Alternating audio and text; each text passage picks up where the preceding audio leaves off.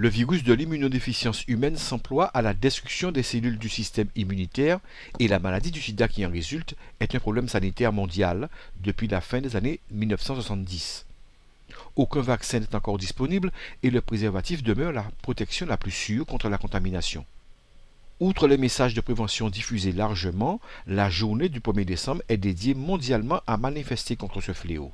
Aujourd'hui, c'est parler du test rapide, expliquer, dire que ça existe, que se dépister, c'est bien, c'est mieux pour le patient, c'est surtout ça en fin de compte, c'est que la personne doit savoir son statut sérologique. Vivre comme ça, ne pas faire prendre des risques ou bien ne pas prendre des risques, mais ne pas faire de tests, c'est une inconnue.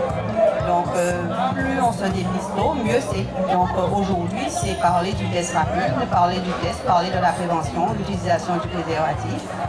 La problématique du VIH ne concerne pas uniquement les jeunes. Les aînés aussi connaissent le malheur de la contamination et se doivent d'être prudents quant à leur santé. Le virus ne fait de distinction ni de race, ni de classe, encore moins de l'âge. Je pense qu'ils se disent qu'ils ne se sont pas concernés par la problématique du VIH. Ils pensent que c'est peut-être une maladie qui concerne les jeunes.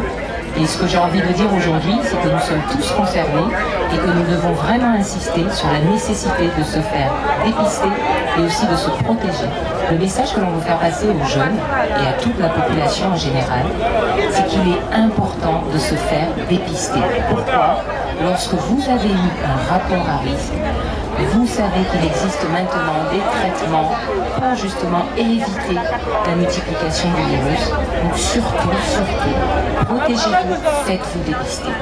En cas de rapport sexuel non protégé avec un partenaire séropositif ou de la rupture d'un préservatif, il est vivement conseillé de se rendre le plus vite possible aux urgences de l'hôpital le plus proche, où il sera proposé le TPE, traitement post-exposition, s'étalant sur 4 semaines, permettant de réduire le risque de contamination par le VIH sans avoir la faculté de l'éliminer complètement.